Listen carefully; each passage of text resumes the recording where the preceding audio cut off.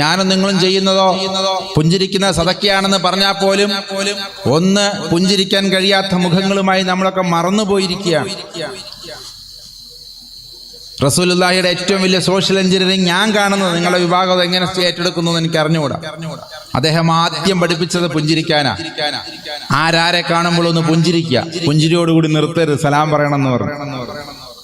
സമാധാനം, എൻ്റെ ഭാഗത്തു നിന്ന് നിനക്ക് സമാധാനം ഉണ്ടാവൂ. സലാം എന്ന വാക്കിന്റെ പച്ചയായ അറബി അർത്ഥം സമാധാനം എന്നാണ്. ഈ വാക്ക് അറബിയിൽ മാത്രമൊന്നുമല്ല, ഹീബ്രു ഭാഷയിൽ ഷാലോം. അപ്പൊ ഒരാളെ കാണുമ്പോൾ സമാധാനം പറഞ്ഞതിന്റെ അർത്ഥം എന്താ? കയ്യിൽ നിന്ന് എനിക്കൊരു ബുദ്ധിമുട്ടും ഉണ്ടാവുകയില്ല എന്ന ഒരു സമാധാനമാണ് എനിക്ക് കിട്ടുന്നത്. അതിന് ആത്മീയമായ കുറെ അർത്ഥങ്ങളുണ്ട്. അള്ളാഹുവിന്റെ സമാധാനം, പരമമായ ശാന്തി, അല്ലെങ്കിൽ നിനക്ക് ഉണ്ടാകട്ടെ, അത് ലഭിച്ചവനായതുകൊണ്ട് ഞാൻ നിന്നെ സമാധാനം ആശംസിക്കുന്നു ഒക്കെ.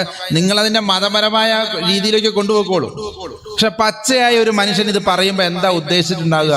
നിങ്ങൾ സമാധാനത്തിലാവണം, ആരെ കണ്ടാലും സമാധാനം പറഞ്ഞോളണം, പുഞ്ചിരിക്കണം, ആദ്യം ചിരിച്ചുകൊണ്ട്. ഇതിനെക്കുറിച്ചൊക്കെ പറഞ്ഞ് പഠിച്ചത് ഞാനൊക്കെ വായിച്ചത് ഇങ്ങനെയാ. ഒരു മറയുടെ അപ്പുറത്തോട്ട് പോയി തിരിച്ചു വന്നാൽ വീണ്ടും സലാം പറയണം. 10 പ്രാവശ്യം പോയി 10 പ്രാവശ്യം വന്നു കഴിഞ്ഞാൽ അറബികൾ ഇപ്പോഴും അത് പറയുന്നുണ്ട്. നമ്മൾ രാവിലെ ഉസ്താദിനെ കണ്ടു സലാം പറഞ്ഞാ ഇനിയിപ്പോ വൈകുന്നേരം അല്ലെങ്കിൽ നാളെ പറഞ്ഞാൽ മതി. ഇത്രയും നേരം അവിടെ ഇവിടെയൊക്കെ നമ്മൾ ഇടയ്ക്കിടയ്ക്ക് കാണുന്നതല്ല. അത്രത്തോളം എന്താ പറയാ, റസൂലുള്ളാഹി എത്ര സൂക്ഷ്മതയോട് കൂടി ആ ദീനിനെ ഉണ്ടാക്കിയെടുത്തത്. വളരെ സൂക്ഷ്മത പാലിച്ചിട്ടുണ്ട്.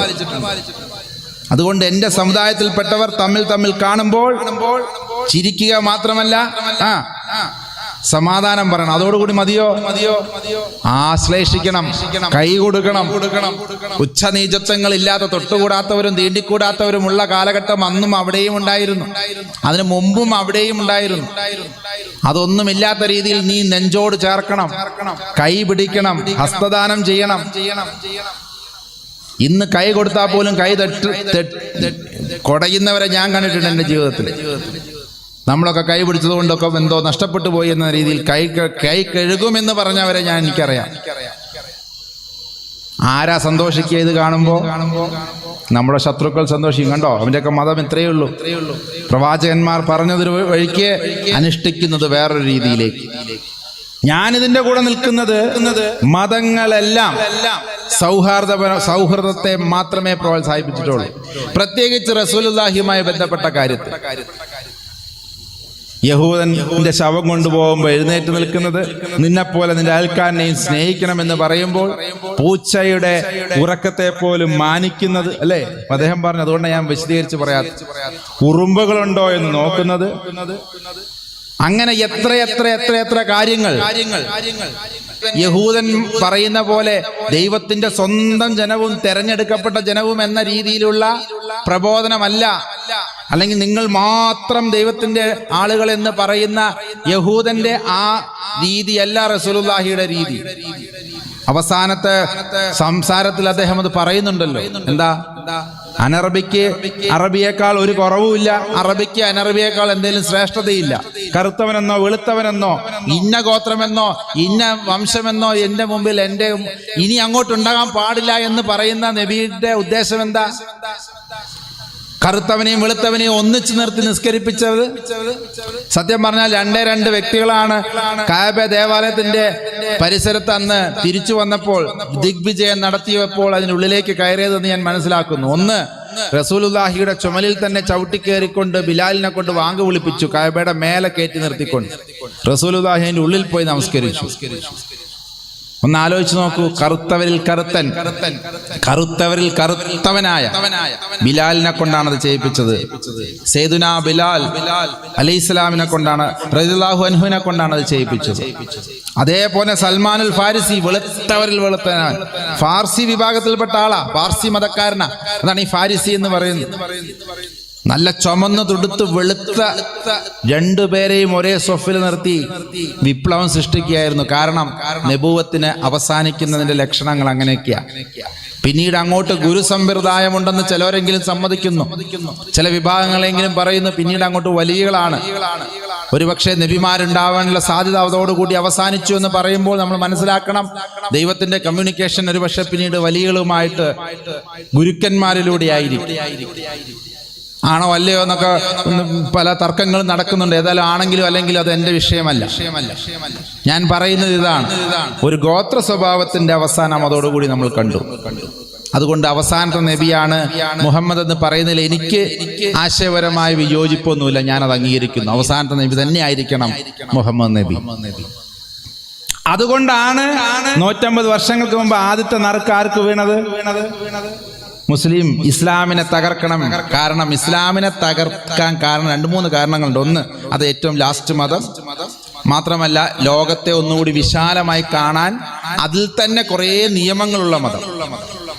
നേരത്തെ പറഞ്ഞതുപോലുള്ള ഒരുപാട് കാര്യങ്ങൾ അതിലുണ്ട്. കച്ചവടം ചെയ്യുമ്പോൾ സൂക്ഷ്മത പാലിക്കാൻ പറഞ്ഞ മതം. അതിനു മുമ്പുള്ള പലതും ഫിലോസഫിയിൽ അധിഷ്ഠിതമായ മതങ്ങളായിരുന്നു എങ്കിൽ ഇസ്ലാമിനെ സംബന്ധിച്ചിടത്തോളം നിയമങ്ങൾ കൃത്യമായി നൽകപ്പെട്ട മതമാണ്. ഒരു ഒറ്റ ഉദാഹരണം പറയാം. നിന്നെപ്പോലെ നിന്റെ അയൽക്കാരനെ സ്നേഹിക്കുക എന്ന് ഈസാ നബി അലൈഹിസ്സലാം പറഞ്ഞു. നല്ലതാ, ബൈബിളിലുണ്ട്, മത്തായി സുവിശേഷത്തിലുണ്ട്. പക്ഷെ അത് ചെയ്താൽ എന്താ ഗുണം, ചെയ്തില്ലെങ്കിൽ എന്താ തെറ്റ്, അല്ലെങ്കിൽ എന്താ അനുഭവിക്കേണ്ടി വരിക എന്ന് അവിടെ പറഞ്ഞിട്ടില്ല.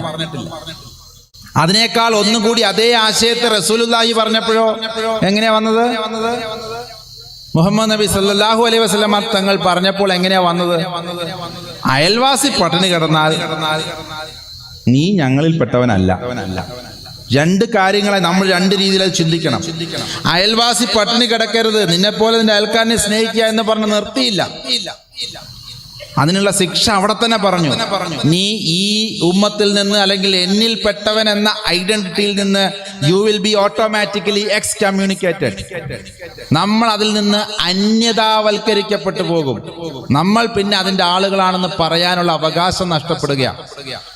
അങ്ങനെയൊക്കെ വളരെ കഠിനമായി പറഞ്ഞെങ്കിലേ ഇത് നമ്മുടെ ഉത്തരവാദിത്തമായി ഏറ്റെടുക്കുള്ളൂ. ഇപ്പൊ 100% മാർക്ക് മേടിക്കാതെ ഇങ്ങോട്ട് വന്നേക്കരുത്, പിന്നെ ഈ കുടുംബത്തിൽ സ്ഥാനമില്ല എന്നൊക്കെ പറഞ്ഞതിന്റെ അർത്ഥം അന്ന് മുതലങ്ങ് ഇറക്കി വിടുന്നൊന്നുമല്ല. അങ്ങനെയൊന്നും പേടിക്കരുത്, അല്ലേ? അല്ലെങ്കിൽ മുഴുവൻ മാർക്ക് മേടിക്കാതെ വന്നു കഴിഞ്ഞാൽ ഞാൻ നിന്റെ വാപ്പയാണെന്ന്, എന്നെ പിന്നെ നീ വാപ്പാന്ന് വിളിക്കേണ്ട എന്നൊക്കെ പറഞ്ഞു കഴിഞ്ഞാൽ കഠിനമാണ്. പക്ഷെ ആ ഉദ്ദേശശുദ്ധി എന്താ? നീ മാക്സിമം ശ്രദ്ധിക്കണം, അല്ലേ എന്ന് പറയുന്ന പോലെ നമ്മൾ ഈ സമൂഹത്തിൽ നിലനിൽക്കുമ്പോൾ മാക്സിമം ശ്രദ്ധിക്കണം എന്നാ പറയണേ. ആരെങ്കിലും പട്ടിണി കിടന്ന് ചത്തു കഴിഞ്ഞാൽ ഉടനെ ഒരാളുടെ ഈമാനും തൗഫീക്കും ഹിദായത്തും ഒക്കെ അങ്ങ് പോകുമെന്ന് വിചാരിക്കുക. ആ അർത്ഥത്തിലല്ല പറയുന്നെങ്കിലും അങ്ങനെ പറയാൻ ധൈര്യം കാണിച്ച ഒരു റസൂലിനെയാണ് നമ്മൾ ഇന്ന് ഓർക്കേണ്ടത്. അങ്ങനെ കൃത്യമായി ഓരോ കാര്യത്തിലും എവിടെ തുപ്പണം, എങ്ങനെ മൂത്രമൊഴിക്കണം എന്ന് വരെ പറയുന്ന, എങ്ങനെ ഏതു വശം ചെരിഞ്ഞു കിടക്കണം എന്ന് പറയുന്ന, തിന്നുന്നതിന് മുമ്പും കുടിക്കുന്നതിന് മുമ്പും എങ്ങനെ കഴിക്കണം, എന്ത് കഴിക്കണം എന്ന് പറഞ്ഞ കൃത്യമായ ശിക്ഷണം നൽകി അങ്ങനെ ഒരു സമൂഹം ഉദ്ഘാടനം ചെയ്ത് അതിന്റെ പരിപൂർണതയിൽ കണ്ട് അടുത്ത ആളുകൾക്ക് അതിനുള്ള ട്രെയിനിങ് കൊടുത്തതിന് ശേഷമാണ് മറ്റു പ്രവാചകന്മാരെ പോലെ അല്ല റസൂലുള്ളാഹി വഫാത്തായത്. മറ്റു പ്രവാചകന്മാരൊക്കെ മരിക്കുന്ന സമയത്ത് അവർക്കൊന്നും ഇങ്ങനെ ഒരു സംവിധാനം ഉദ്ഘാടനം ചെയ്തുകൊണ്ട് അല്ലെങ്കിൽ അതിങ്ങനെ സ്റ്റാർട്ട് ചെയ്ത് അതിങ്ങനെ നല്ല രീതിയിൽ പോകുന്നത് കണ്ട് സന്തോഷത്തോടു കൂടി വഫാത്താകാൻ കഴിഞ്ഞിട്ടില്ല. പക്ഷെ റസൂലുള്ളാഹിയെ സംബന്ധിച്ചിടത്തോളം അത് ഉണ്ടായിരുന്നു. അതുകൊണ്ട് ഞാനും എൻ്റെ ഉമ്മത്തും ഞാനും എൻ്റെ സഹാബത്തുമാണ് നിങ്ങൾക്ക് മാതൃക എന്ന് പറഞ്ഞു പോകാൻ ആർക്ക് കഴിഞ്ഞു? റസൂലുള്ളാഹി കഴിഞ്ഞു. അതുകൊണ്ട് പേടിക്കണ്ടേ ഇങ്ങനെയുള്ളൊരു സംവിധാനത്തിന്. ഇനി ഇത് എനിക്കെന്താ കുഴപ്പം? ഞാൻ ഹിന്ദു മതത്തിലെ ആചാര്യനല്ലേ. ഞാൻ ഭയക്കുന്നത് എന്താണെന്നറിയോ? ഇത്രയും സുശക്തമായി ദൈവിക സംവിധാനത്തിന്റെ അനുഗ്രഹമുള്ള ഒരു സംവിധാനത്തെ തകർക്കുമെങ്കിൽ അതിന്റെയൊക്കെ ഒരുപാട് പുറകിൽ നിൽക്കുന്ന ഇതൊരു ഡാം പോലെയാണ്. മുല്ലപ്പെരിയാറെങ്ങാനും പൊട്ടിക്കഴിഞ്ഞാൽ പിന്നെ ആരും ഇവിടെ നിൽക്കുകയില്ല എന്ന് പറയുന്ന പോലെ ഈ സാധനം ഒന്ന് തകർന്നു കഴിഞ്ഞാൽ പിന്നെ മതങ്ങൾക്കൊന്നും ഒരു പ്രസക്തിയില്ല. ബാക്കിയുള്ളവർക്കൊന്നും ഇത്രയൊന്നും പിടിച്ചു നിൽക്കാൻ കഴിയില്ല. അത് മറ്റു മതക്കാരും കൂടി ഒന്ന് മനസ്സിലാക്കണം. കാരണം ഞങ്ങളുടെയൊക്കെ നടുക്ക് വീണിരിക്കുന്നത് 5-മതോ 6-മതോ ഒക്കെയാണ്. ഇസ്ലാം കഴിഞ്ഞാൽ തകർക്കാൻ ക്രിസ്തുമതമുണ്ട്, അത് കഴിഞ്ഞ് കഴിഞ്ഞാൽ ബുദ്ധമതമുണ്ട്, ജൈനമതമുണ്ട്. അങ്ങനെ ഒരുപാട് നാട്ടിൽ ഒരുപാട് മതങ്ങൾ കഴിഞ്ഞിട്ടേ ഹിന്ദുമതത്തിന്റെ മേലോട്ട് വരുള്ളൂ. പക്ഷെ അതുവരെ സന്തോഷിച്ച് നിൽക്കാനുള്ള അവസരമില്ല എന്ന തിരിച്ചറിവിൽ നിന്നാണ് മക്കളെ ഇവിടെ വന്ന് നിൽക്കുന്നത്. അറിയോ? അതുകൊണ്ട് ഒരാളും ശ്രദ്ധിക്കാതെ പോകരുത്. നിങ്ങളൊക്കെ അങ്ങ് തകർന്നു കഴിയുമ്പോൾ പിന്നെ ഞങ്ങൾ മാത്രമേ ഞങ്ങൾ സന്തോഷമായിട്ട് ഇവിടെ ജീവിച്ചോളാം, നിങ്ങളൊക്കെ ഒന്നും ഇല്ലാണ്ടാകുന്നതല്ലേ ഞങ്ങൾക്ക് സന്തോഷം എന്ന് പറഞ്ഞുകൊണ്ടിരുന്നു കഴിഞ്ഞാൽ നമുക്ക് കഴിയില്ല. ഒന്നിച്ച് നിന്ന് ഇതിനെ എതിർക്കണം. ഒന്നിച്ച് നിന്നാണ് മതം പ്രസക്തമാണെന്ന് ഞാനും നിങ്ങളും തെളിയിക്കേണ്ടത്. എൻ്റെ മതം പ്രസക്തമാണെന്ന് ഞാൻ എത്രത്തോളം തെളിയിക്കാൻ ഉദ്ദേശിക്കുന്നുവോ അത് നിങ്ങൾ പുലർത്തുന്ന കാണുമ്പോൾ നിങ്ങളെ പ്രോത്സാഹിപ്പിച്ച് നിങ്ങളെ കൂടെ നിന്ന് മതം പ്രസക്തമാണെന്ന് ഇത്തരം വേദികളിൽ വന്ന് പറയാൻ നിങ്ങളുടെ ഭാഷയും നിങ്ങളുടെ സംസ്കാരവും നിങ്ങളുടെ ആയത്തും ഖുറാനും ഹദീസും ഒക്കെ ഞാൻ പഠിച്ചേ പറ്റൂ. അതിനുവേണ്ടി പഠിച്ചതല്ല കേട്ടോ. 18 വയസ്സാകുമ്പോഴേക്കും 35 പ്രാവശ്യം ഖുറാനും 28 പ്രാവശ്യം ബൈബിളും വായിച്ച വ്യക്തിയാ. ഏതെങ്കിലും മതസൗഹാർദ്ദ വേദിയിൽ 4 ശ്ലോകവും 4 ആയത്തും വെച്ച് ഇനിയൊരു ജീവിതം അതുകൊണ്ട് ഉണ്ടാക്കാമെന്ന് ഉദ്ദേശിച്ചതുമല്ലെന്ന് നിങ്ങളോട് ഞാൻ നേരത്തെ പറഞ്ഞു. ഒരുപാട് പണികൾ അറിയാൻ, മറ്റു പണികൾ ചെയ്യുന്നുണ്ട്, വരുമാന മാർഗങ്ങൾ വേറെയുണ്ട്. ഒരു നേരത്തെ ഭക്ഷണത്തിന് ഇത്രയൊന്നും ബുദ്ധിമുട്ടേണ്ട കാര്യമില്ല. ഒപ്പമുള്ള കുട്ടികളെ എപ്പോൾ വേണമെങ്കിലും പിരിച്ചുവിട്ടാൽ പോകുന്ന സംവിധാനമേ ഉള്ളൂ. മനസ്സിലാക്കണം, ഇത് പറയുന്നതിന്റെ ബുദ്ധിമുട്ടൊന്ന് മനസ്സിലാക്കണം. എന്തിനാ പറയുന്നത്? അതുകൊണ്ട് ഒരു സംവിധാനം ഇങ്ങനെ തകർന്ന കാണുമ്പോൾ അവരങ്ങ് തകരട്ടെ, നമ്മുടെ അടുത്തൊക്കെ വരുമ്പോൾ നമ്മൾ അപ്പം നോക്കാം എന്ന് പറഞ്ഞിരിക്കാനുള്ള സംവിധാനങ്ങൾ ഇവിടെ ഇല്ല, അല്ലെങ്കിൽ സമയങ്ങളില്ല. കാരണം എന്താണെന്നറിയോ? ഈ ശത്രുക്കൾ വിചാരിച്ചതിലും അവർ വിചാരിച്ചത് ഇങ്ങനെ ആദ്യം ഇസ്ലാമിനെ തകർക്കാം, പിന്നെ അത് കഴിഞ്ഞ് ക്രിസ്ത്യാനിയെ തകർക്കാം, പിന്നെ ഇങ്ങനെ വരാമെന്ന് കരുതി. പക്ഷെ എന്തുകൊണ്ടോ എന്നറിയില്ല, അവർക്കൊക്കെ വലിയ അനുഗ്രഹം കിട്ടിയ ആൾക്കാർ അവരൊക്കെ. ഈ ഫേസ്ബുക്കും വാട്സപ്പും ഈ പറയുന്ന ആധുനിക സംവിധാനങ്ങളും ഒക്കെ കാണുമ്പോൾ പേടി അവരർത്ഥത്തിൽ. അതിൻ്റെ അർത്ഥം എൻ്റെ കയ്യിലും ഉസ്താദിൻ്റെ കയ്യിൽ ഇരിക്കുന്ന സാധനത്തിനെ കുറ്റം പറയാമെന്ന് വിചാരിക്കരുത്. അല്ലെങ്കിൽ അവൻ ആ സാധനം കയ്യിലുള്ളത് കൊണ്ടാണ് ഇത് ലൈവൊക്കെ വിടുന്നത്. അതിൻ്റെ ഉപകാരമുണ്ട്. പക്ഷേ ഇതൊന്നും അറിയാതെ ഇതിനൊരു വേറൊരു സൈഡുണ്ട്. ആ സൈഡിലൂടെ എന്തുണ്ടായി എന്നറിയോ? ഇങ്ങനെ വെർട്ടിക്കൽ ആൻഡ് ലീനിയർ, ഒരു വര വരച്ചാൽ ഇങ്ങനെ വെർട്ടിക്കൽ, ഈ രീതിയിൽ ഇതിനെ ഇങ്ങനെ ഇല്ലാണ്ടാക്കാം എന്ന് അവർക്ക് ലോട്ടറി അടിച്ചു. ഇന്നിപ്പോ തകർന്നുകൊണ്ടിരിക്കുന്ന എങ്ങനെയെന്നറിയോ? ഹൊറിസോണ്ടൽ ആൻഡ് സർക്കുലർ രീതിയിലാണ്. ഹിന്ദു മതവും ക്രിസ്തു മതവും എല്ലാവരും കൂടി ഒന്നിച്ച് നശിക്കുകയാണ്. അവരൊരിക്കലും അങ്ങനെ വിചാരിച്ചില്ല. ആദ്യം ഇസ്ലാമിനെ ഇല്ലാതെയാക്കാന്നാ വിചാരിച്ചു. പക്ഷെ ഇസ്ലാമിനെ ഇല്ലാതെ വെക്കുന്നതോടൊപ്പം തന്നെ ആ കളികളിൽ ഞങ്ങളും നിങ്ങളും ക്രിസ്ത്യാനികളും ഒക്കെ കൂടി, സത്യം പറഞ്ഞ നിഷ്പക്ഷമായി പറയട്ടെ, ആരും എന്നോട് വിഷമിക്കരുത്. ക്രിസ്ത്യാനികളുടെ കാര്യമാണ് സത്യത്തിൽ അബദ്ധത്തിലായിരിക്കുന്നത്. ഇസ്ലാമിന് ഇനിയും പലയിടങ്ങളിലെങ്കിലും കുറച്ചെങ്കിലും ചില കാര്യങ്ങൾ നിലനിൽക്കുന്നുണ്ട്. പക്ഷെ ആത്മീയ സമ്പ്രദായങ്ങളുടെ ശോഷിപ്പ് ക്രിസ്ത്യൻ സംവിധാനങ്ങളിൽ ഏറ്റവും കൂടുതൽ വരുത്തി. അതിന്റെ ലക്ഷണമാണ് അമേരിക്കയിലും ലണ്ടനിലും അല്ലെങ്കിൽ അങ്ങനെയുള്ള രാജ്യങ്ങളിൽ മതം ഒരു കാലത്തുണ്ടായിരുന്ന മതമില്ലാത്ത അവസ്ഥയിലേക്ക് പോയത്. ഇതിപ്പം നമ്മൾ വിചാരിക്കുന്നത് ഞങ്ങൾ പോയി അവിടെ 4 പള്ളി വെച്ചിട്ടുണ്ട്, അതുകൊണ്ടൊന്നും ഇതേപോലെ അവർക്ക് തകർക്കാൻ അറിയാം. ഒരു 40 കൊല്ലം കൂടി കിട്ടിക്കഴിഞ്ഞാൽ ഇന്നുണ്ടായിരുന്ന ആളുകളെ മുഴുവൻ നാളെ ഇതൊന്നും വേണ്ട എന്ന് പറഞ്ഞ രീതിയിലേക്ക് ആക്കാൻ കഴിയും. നമ്മൾ സന്തോഷിക്കരുത്. ഇതൊന്നുമല്ല ഇതിനുള്ള പരിഹാര മാർഗങ്ങൾ. കൃത്യമായി മനസ്സിലാകുന്നുണ്ടെന്ന് വിചാരിക്കുന്നു. അവർ വിചാരിച്ചത് ഇങ്ങനെയാണെങ്കിൽ നടക്കുന്നത് ഇങ്ങനെയാ. എല്ലാവരും ഒരുപോലെ, നമ്മുടെയൊക്കെ മതങ്ങളിലെ അപ്രസക്തി ഒരുപോലെ ചർച്ച ചെയ്യപ്പെടുക. ഹിന്ദു മതം ചെയ്യുന്ന കുറെ വീഡിയോസ് അങ്ങോട്ട് ഇട്ട് കൊടുക്കുമ്പോൾ മറുപക്ഷത്തുനിന്ന് ഇസ്ലാം ചെയ്ത കുറെ വീഡിയോകൾ ഇങ്ങോട്ട്. അപ്പൊ ബരാബറായി, 2 കൂട്ടർക്കും സമാധാനമായി. ഇനിയൊന്നും പറയാനില്ല. ഇനി ഇതിൽ ആരാ ഗോള് കൂടെ അടിക്കുന്നതെന്ന് മാത്രം എണ്ണിക്കൊണ്ടിരുന്നാൽ മതി. ഈ കളിയിലേക്ക് ആരാ മക്കളെ നമ്മളെ ഇറക്കിയത്? ഇത്തരം കളികൾ ഇവിടെ നടക്കുന്നുണ്ടെന്ന് പറയാനെങ്കിലും ഈ വേദിയിൽ നമുക്ക് കഴിയണം. അതിനുള്ള വേദി ആയിരിക്കണം ഈ സൗഹൃദ സംഗമവും മാനവ സംഗമവും. നന്നായി മാനവ സംഗമം എന്ന് പറഞ്ഞ മതസംഗമം എന്ന് പറയാതിരുന്നത് നന്നായി. മാനവരൊന്നിച്ചിരുന്നു കൊണ്ട് നമുക്ക് സൗഹൃദം പങ്കുവെക്കാൻ കഴിയാത്ത അവസ്ഥയിലേക്ക് എങ്ങനെ നമ്മൾ എത്തിപ്പെട്ടു? നേരത്തെ പറഞ്ഞതുപോലെ ഇമിഗ്രേഷൻ ക്ലിയറൻസിൽ മതങ്ങൾ നിൽക്കുക. ഞങ്ങളുടെ കയ്യിൽ തീവ്രവാദമില്ലേ? എൻ്റെ കാവി നിങ്ങൾ ഉദ്ദേശിക്കുന്ന കാവിയല്ലേ? എൻ്റെ താടി നിങ്ങൾ ഉദ്ദേശിക്കുന്ന താടിയല്ലേ? എൻ്റെ നിസ്കാരത്തിന് നിങ്ങൾ ഉദ്ദേശിക്കുന്ന പോലെയല്ലേ? എൻ്റെ ഈ തൊപ്പി നിങ്ങൾ ഉദ്ദേശിക്കുന്ന പോലെയല്ലേ? എൻ്റെ രുദ്രാക്ഷം, എൻ്റെ കയ്യിലെ കെട്ട്, ഇതൊന്നും നിങ്ങൾ ഉദ്ദേശിക്കുന്ന പോലെയല്ലേ എന്നിങ്ങനെ പറയിപ്പിച്ചുകൊണ്ടിരിക്കുകയാണ് നമ്മളെ കൊണ്ട്. ആ ഒരു ഗതികേടിൽ നിന്ന് നമുക്ക് ഒന്നിച്ചു മുന്നേറണം എന്നാണ് എനിക്ക് പറയാനുള്ളത്. അതിനെന്താ ചെയ്യണ്ടേ?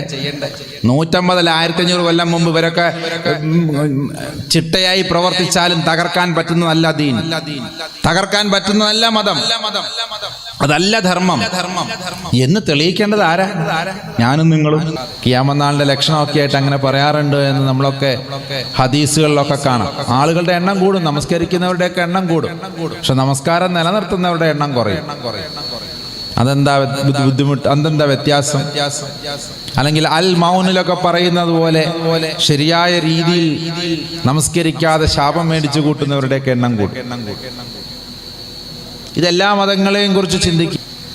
നിൽക്കുന്ന അനുയായികൾ മുഴുവൻ വൈകാരികമായിട്ടാണ് മതം പിന്തുടരുന്നത്. ഈ വൈകാരികത ഓരോ മതത്തിലും കൂട്ടിക്കൂട്ടി അവരെ അക്രമ സ്വഭാവത്തിലേക്ക് തള്ളിവിട്ടുകൊണ്ട് മതമില്ലാത്തൊരു സമൂഹം പറയുന്നു, നിങ്ങളെക്കാൾ നല്ല സമൂഹം ഞങ്ങളാണ്, ഞങ്ങൾക്കൊരു ദൈവവുമില്ല, ഞങ്ങൾക്ക് ജീവിതത്തിനെ കുറിച്ചൊരു കാഴ്ചപ്പാടൊന്നുമില്ല, ഇവിടെ ജനിച്ചു നന്നായി ജീവിച്ചു ഞങ്ങൾ മരിച്ചു പോകും. പരലോകമുണ്ടെന്നോ ഇവിടെ ആരോ പറയുന്നു, പരലോകത്തിന് വേണ്ടി മരിക്കാൻ തയ്യാറായവരെ പേടിയില്ലാത്ത കാര്യമൊക്കെ ഇവിടെ പറഞ്ഞു. നേരെ തിരിച്ച് അവർ ചോദിക്കുന്നൊരു ചോദ്യമുണ്ട്, ഈ പേടിയില്ലായ്മ കൊണ്ട് തന്നെയല്ലേ നിങ്ങൾ കൊല്ലുകയും കൊല്ലിപ്പിക്കുകയും ചെയ്യുന്നത്? അതുകൊണ്ടാണ് ഞാൻ ആ വാക്ക് നമ്മൾ പറയുമ്പോൾ പ്രബോധനത്തില് ചില കാര്യങ്ങളുടെ നന്മ മാത്രമേ നമുക്കറിയൂ. പക്ഷെ ഇതിന്റെ വിമർശനം എന്നോ കാലത്തപ്പുറത്ത് വന്നു കഴിഞ്ഞു. ഇങ്ങനെ ഒരു ചിന്താഗതി ഉള്ളത് കൊണ്ടല്ലേ കൊല്ലാനും കൊല്ലിക്കാനും പൊട്ടിത്തെറിക്കാനും ഒക്കെ നമുക്ക് കഴിയുന്നത്. നമ്മൾ എന്ത് പറയും തിരിച്ച്? ഇവിടെയാണ് നമ്മളൊക്കെ ഒന്ന് കൂട്ടായി ചിന്തിക്കേണ്ടത്. എന്താണ് മതം? എന്താണ് ദൈവം? എവിടെയാണ് നമുക്കൊക്കെ ഒന്നിച്ചിരിക്കാൻ കഴിയുന്നത്? നമ്മുടെ മക്കൾ പഠിക്കുന്നത് ഒരേ വിദ്യാലയത്തിലാണ്. അവിടുന്ന് കിട്ടുന്ന അതേ സയൻസിന്റെയും യുക്തിയുടെയും ഭാഷയിലാണ് എന്റെയും നിങ്ങളുടെയും ഒക്കെ മക്കൾ. എനിക്ക് വ്യക്തിപരമായ മക്കളില്ല, സന്യാസിമാർക്ക് കല്യാണവും കുട്ടികളൊന്നും ഇല്ലാത്തതുകൊണ്ട്. പക്ഷെ എൻ്റെ വീട്ടിലും അനിയന്മാരും ജ്യേഷ്ഠന്മാരും ഒക്കെ ഉണ്ടാവുമല്ലോ, പെങ്ങന്മാരൊക്കെ ഉണ്ടാവുമല്ലോ, അവർക്കൊക്കെ മക്കളുണ്ടാവുമല്ലോ. ഒരാളെയും ഭയക്കാതെ ഒരു സമുദായത്തിന്റെയും ഭാഗത്തു നിന്നുകൊണ്ടല്ല, ധർമ്മത്തിന്റെ പക്ഷത്ത് നിൽക്കുന്നതുകൊണ്ടാണ് പേരിന്റെ കൂടെ ധർമ്മപക്ഷ എന്നൊക്കെ ഇവിടേക്ക് എഴുതി. ദീനിന്റെ പക്ഷം, ധർമ്മം എന്ന് പറഞ്ഞാൽ ദീനെന്നർത്ഥം. ദൈവം ഈ ഭൂമിയിൽ അവതരിപ്പിച്ച ഒരൊറ്റ ദീനേ ഉള്ളൂ, ഒരൊറ്റ ധർമ്മമേ ഉള്ളൂ. അതിന്റെ പക്ഷത്ത് നിന്നുകൊണ്ട് സംസാരിക്കാൻ നമുക്ക് കഴിയുന്നില്ല. നമ്മുടെയൊക്കെ പണ്ഡിതന്മാരും അല്ലെങ്കിൽ എല്ലാ മതത്തിലെ പണ്ഡിതന്മാരും അവരുടേതായ ആ ഒരു വിഭാഗത്തിന്റെ ഭാഗത്തു നിന്ന് പോലും അല്ല സംസാരിക്കുന്നത്. അതാണ് ഏറ്റവും വലിയ പ്രശ്നം. അദ്വൈതികളായിട്ടുള്ള ആചാര്യന്മാര് പോലും, സന്യാസത്തിന്റെ പരമകാഷ്ഠയിലെത്തിയവർ പോലും, അല്ലെങ്കിൽ സംഘടനയെ നമ്മുടെയൊക്കെ ദീനിനെ മുന്നോട്ട് കൊണ്ടുപോകാൻ നിയോഗിക്കപ്പെട്ടവർ പോലും എവിടെയൊക്കെയോ ധർമ്മമാർഗത്തിൽ നിന്ന് വ്യതിചലിക്കുന്നത് പോലെ തോന്നി തുടങ്ങിയത് കൊണ്ടാണ് ഞാൻ നേരത്തെ ചോദിച്ചു, 44 വയസ്സ് വരെ എവിടെയായിരുന്നു, അല്ലെങ്കിൽ 41 വയസ്സ് 42 വയസ്സ് വരെ നിങ്ങളൊക്കെ എവിടെയായിരുന്നു അതിനുള്ള ഉത്തരമാണ് ഇപ്പോൾ പറഞ്ഞുകൊണ്ടിരിക്കുന്നത്. സമയം പോരാ, ഇതൊക്കെ പറഞ്ഞു തുടങ്ങിക്കഴിഞ്ഞാൽ നമുക്ക് സമയം പോരാ. ഇനി ഒരു അരമണിക്കൂറും കൂടിയാണ് എനിക്ക് പറഞ്ഞിട്ടുള്ളത്. ഒരു പക്ഷെ അത്രയും ഞാൻ പോവില്ല. എനിക്കിതിന്റെ പരിഹാരമാണ് നിങ്ങളോട് പറയാനുള്ളത്. മതത്തെ അപ്രസക്തമാക്കണമെന്ന് വിചാരിക്കുന്നവരുടെ മുമ്പിൽ മതത്തെ പ്രസക്തമാക്കേണ്ടുന്ന തൊഴിൽ നമ്മൾ, അല്ലെങ്കിൽ അതിന്റെ ഉത്തരവാദിത്വം നമ്മൾ ഏറ്റെടുക്കണം.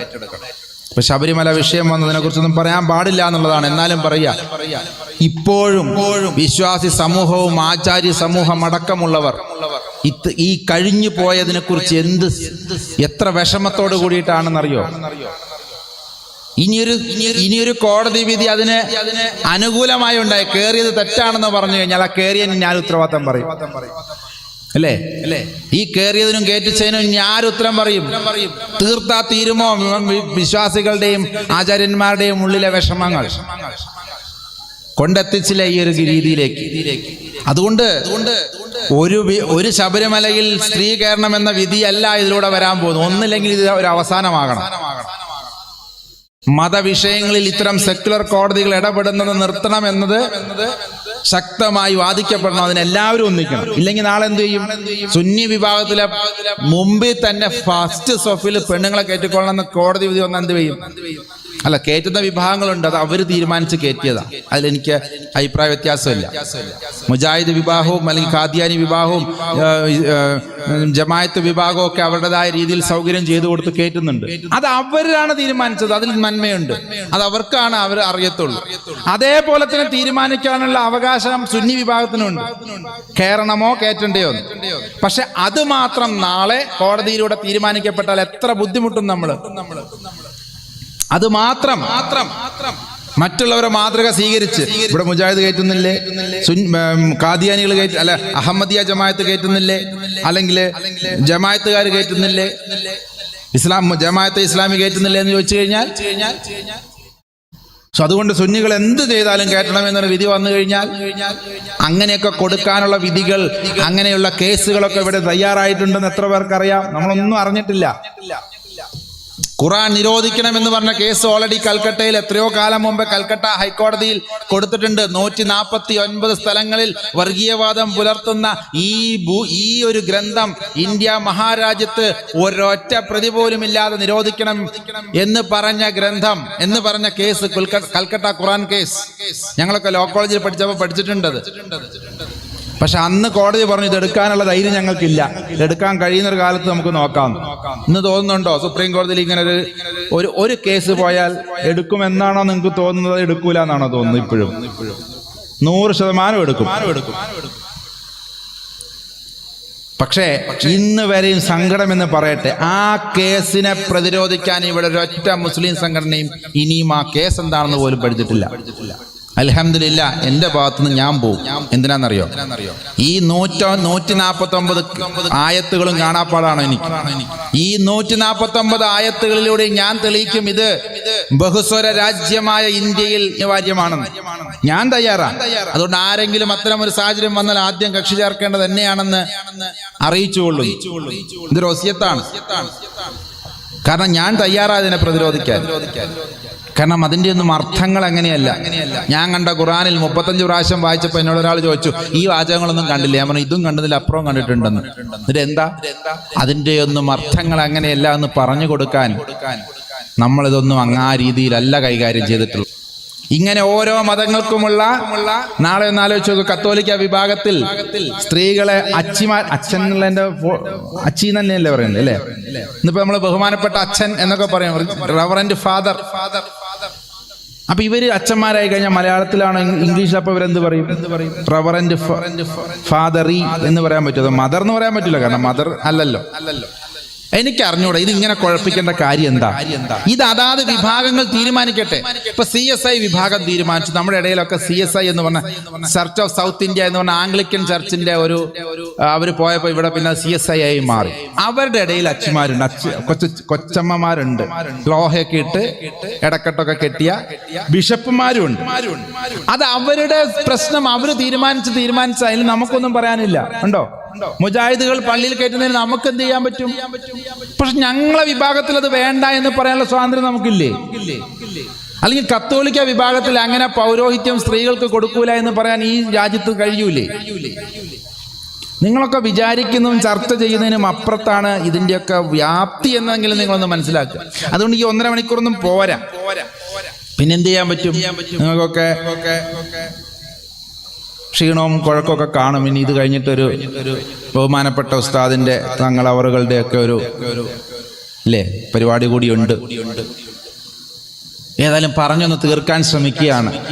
നമ്മളുടെ മുമ്പിലിരിക്കുന്ന ഒരുപാട് കാര്യങ്ങളെ കുറിച്ചൊന്നും അല്ല നമുക്കിതിനെക്കുറിച്ച് ഒന്നും അറിയില്ല. 150 കൊല്ലമായി കൃത്യമായി ശാസ്ത്ര സാങ്കേതിക മനഃശാസ്ത്ര രംഗത്ത്, മതരംഗത്ത് ചിട്ടയോട് കൂടി നമ്മുടെ ശത്രുക്കൾ മതങ്ങളെ ഇല്ലാതെയാക്കുക എന്ന അജണ്ടയോട് കൂടി എല്ലാത്തിനെയും ആട്ടിക്കയറ്റി ക്ലിയറൻസിന് നിർത്തിയിരിക്കുന്ന ഈ ഒരു കാലഘട്ടത്തിലെങ്കിലും എന്ത് പ്രതിരോധം എന്നെങ്കിലും നമ്മളൊന്ന് ചിന്തിച്ചു തുടങ്ങണം.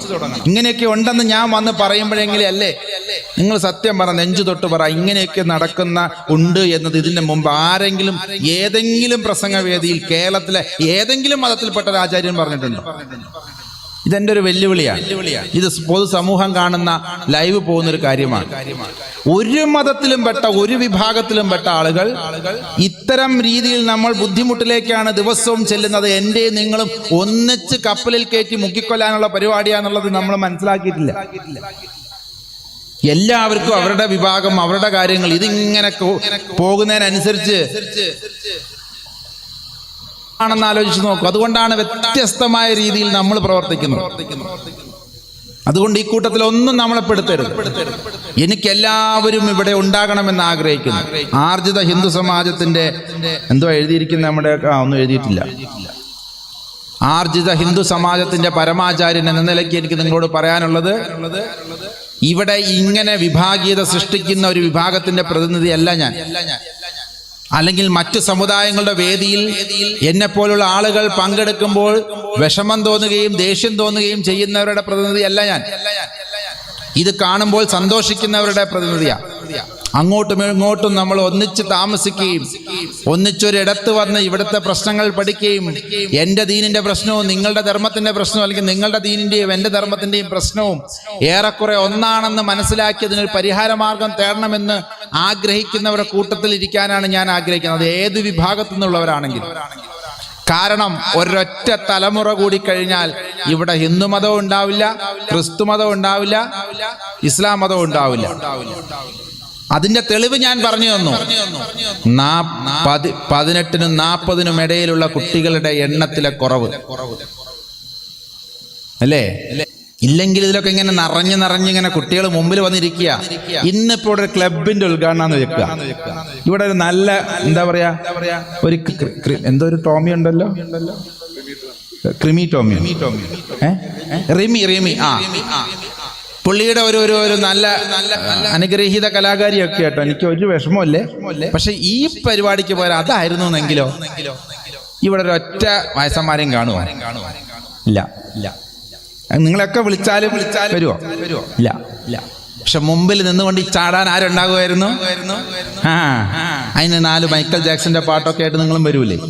എവിടെ അതിന്റെ ആൾക്കാർ അല്ലേ? അതിന് പറ്റുന്ന തപ്പാങ്കുത്തൊക്കെ ആയിട്ട് വന്നു കഴിഞ്ഞ് ഇവിടെ ഇങ്ങനെ അങ്ങനെയൊക്കെ നടത്തിയാൽ കുറെ പൈസ പിരിഞ്ഞു കിട്ടും.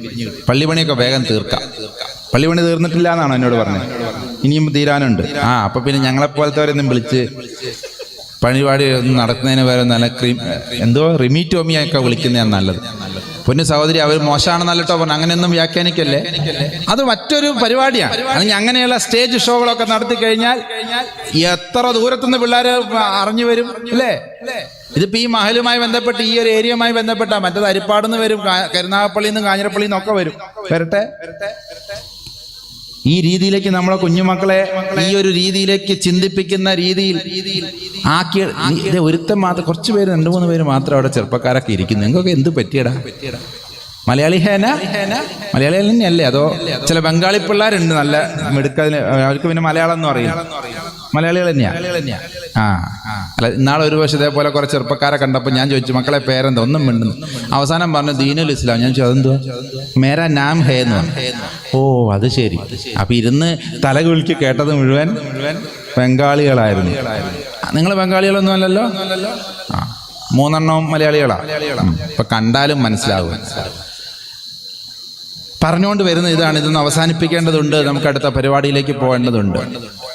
മതം അപ്രസക്തമാക്കാൻ വേണ്ടി എല്ലാ അർത്ഥത്തിലും ശാസ്ത്രത്തെയും എല്ലാ വിവര സാങ്കേതിക വിദ്യകളെയും ഉപയോഗിച്ചുകൊണ്ട് എൻ്റെ മതം ശരിയല്ല എന്ന് എന്നെ കൊണ്ട് തന്നെ പറയിപ്പിക്കും. നിങ്ങളുടെ മതം ശരിയല്ല എന്ന് നിങ്ങളുടെ വാക്കുകൾ കടമെടുത്ത് തന്നെ പ്രചരിപ്പിക്കുക. ഇന്ന മൗലവി ഇന്നവരോട് ഇന്ന മറുപടി പറഞ്ഞിട്ടുണ്ടെന്ന് പറയുന്നത് ഇതിലൊന്നും പെടാത്തവരാ. അല്ലെങ്കിൽ ഇന്ന സ്വാമിക്ക് മറുപടി കൊടുത്തു എന്ന് പൊക്കിക്കൊണ്ട് വരുന്നത്, അല്ലെങ്കിൽ പഴയ ചില സ്വാമിമാർ അങ്ങനെ ഉണ്ടായിട്ടുണ്ട്. ചില ആളുകൾ നവോത്ഥാനത്തിന്റെ പേരിലുമൊക്കെ ഒരർത്ഥത്തിൽ ഒരുപാട് ദോഷങ്ങൾ ഞങ്ങളുടെ തുറന്ന് പറയാതിരിക്കാൻ പറ്റില്ല. നവോത്ഥാനത്തിന്റെ പേരും പറഞ്ഞ് ഒരുപാട് ആളുകൾ ഇവിടെ പലതിനെയും തകർക്കും. അവർക്കൊരു പക്ഷേ എനിക്ക് അറിഞ്ഞുകൂടത് എന്താ സംഭവിച്ചത്. പക്ഷെ മൊത്തത്തിൽ അവരുടെ ജീവിതവും അവരുടെ കാലഘട്ടം, അതുകൊണ്ട് തന്നെ പലരും ഇന്ന് ആ കാലഘട്ടത്തിലൊന്നും ഇല്ല, അല്ലെങ്കിൽ അതൊന്നും തുടരുന്ന കുട്ടികളുമില്ല എന്നുള്ളതൊരു ആശ്വാസമാണ്. പക്ഷെ അവരുണ്ടാക്കിയ ആ കേടുപാടുകൾ, പുതിയ ആശയത്തിന്റെ പേരിൽ മറ്റും ഉണ്ടാക്കിയ ഒരുപാട് കേടുപാടുകൾ തീർക്കണമെങ്കിൽ ഇനി എത്ര ഈമാനുള്ളവർ വരണമെന്നാണ് ഞാനൊക്കെ ഇങ്ങനെ ആലോചിക്കുന്നത്. എത്ര സൂക്ഷ്മതയോടുകൂടി അവനവന്റെ മാർഗം പ്രസക്തമാക്കുന്നവർ വരണം. അതുകൊണ്ട് ഒരൊറ്റ കാര്യം പറയാനുള്ളൂ, മതം മതം പ്രസക്തമാകണമോ എന്ന് ഇന്ന് തീരുമാനിച്ചിട്ട് ഇവിടുന്ന് പോകണം. നാളത്തേക്കൊന്നും വെക്കരുത്. ഞാൻ വിശ്വസിക്കുന്നു, ഞാനും നിങ്ങളും ആഗ്രഹിക്കുന്നത് അല്ലെങ്കിൽ ആഗ്രഹിക്കേണ്ടത് എൻ്റെ മതമെങ്കിലും അല്ല, അത് നിങ്ങൾക്ക് നിങ്ങളെ മതമല്ലേ അറിയുള്ളൂ. നിങ്ങളുടെ മതം കൃത്യമായി അത് നല്ലതാണെന്ന് ലോകത്തിന്റെ മുമ്പിൽ തെളിയിക്കേണ്ടത്. ഒരു ഉദാഹരണം ഞാൻ നേരത്തെ പറഞ്ഞ അതേ റസൂലുള്ളാഹിയുടെ വിഷയത്തിലേക്ക് വരാം. നീ പട്ടിണി കിടക്കുന്ന നിന്റെ അയൽവക്കത്തുണ്ടെങ്കിൽ നീ മതം പ്രസക്തമാക്കിയവനല്ല, നീ എന്നിൽപ്പെട്ടവനെ അല്ല എന്ന് പറഞ്ഞാൽ അതിന്റെ അർത്ഥം എന്താ? ഇന്ന് കേരളത്തിലെ മുസ്ലിം സമുദായം മാത്രം വിചാരിച്ചു കഴിഞ്ഞാൽ, ഇന്നുള്ള ജനസംഖ്യയിൽപ്പെട്ടവർ മാത്രം വിചാരിച്ചു കഴിഞ്ഞാൽ 160 അയൽക്കാരനാ പറഞ്ഞിരിക്കുന്നത് അല്ലേ? അയൽക്കാരൻ ആരാന്ന് റസൂലുള്ളാഹി ചോദിച്ചപ്പോൾ മറ്റൊരു ഹദീസിൽ പറയുന്നുണ്ട്, നിന്റെ മുന്നോട്ട് നോക്കുമ്പോൾ 140 പേര്, ഈ സൈഡിലേക്ക് 40 പേര്, ഇങ്ങനെ 4 ചുറ്റും 40 പേര്. അപ്പൊ ഒരു മുസ്ലിമിനെ ഏൽപ്പിച്ചിരിക്കുന്ന ഉത്തരവാദിത്വം എത്രയാ? 160 കുടുംബങ്ങൾ. അതിൽ മുസ്ലിം എന്ന് നോക്കാൻ പറഞ്ഞിട്ടുണ്ടോ? മുസ്ലിം എന്ന് നോക്കാൻ പറഞ്ഞിട്ടുണ്ടോ? ഇല്ല. ജാതി മത വർഗ ലിംഗ വ്യത്യാസമന്യേ നിന്റെ അയൽവക്കത്ത് താമസിക്കുന്ന 160 കുടുംബങ്ങൾക്ക് നീ നന്മ ചെയ്യണമെന്ന് ഓരോ മുസ്ലിമിനെയും പറഞ്ഞ് ഏൽപ്പിച്ചിരിക്കുക. ഇതൊന്ന് കൃത്യമായി പുലർത്തിയിരുന്നെങ്കിൽ, ചിലര് പറയും 150 ഇല്ല, 160 ഇല്ല സ്വാമി, ഇല്ല, പിന്നെ എത്രയാ? 40 ഉള്ളൂ. സമാധാനം, 40 ഒരു മുസ്ലിം 40 ഏറ്റെടുത്താൽ 40 വരെയൊക്കെ ഉണ്ടെന്ന് എല്ലാവരും സമ്മതിച്ചിട്ടുണ്ട്. 160 ഇച്ചിരി കൂടി എന്ന് പറയാം. 40 ഉണ്ടെന്ന് എല്ലാവരും സർവ്വസമ്മതമല്ലേ?